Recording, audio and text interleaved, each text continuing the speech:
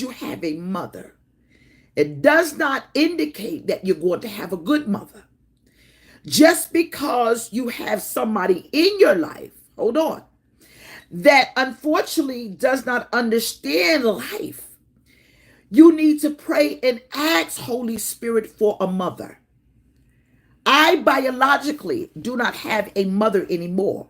My mother, unfortunately, she left here. She's sleeping. I don't have grandparents. And so what happened is I was left a blueprint based on how to parent the children that I have. Just because you are a mother, it does not indicate that you are a good mother, because your children, if they're not manipulative, will look at how you raise them and they will either chew the meat or spit out the bones. Watch this.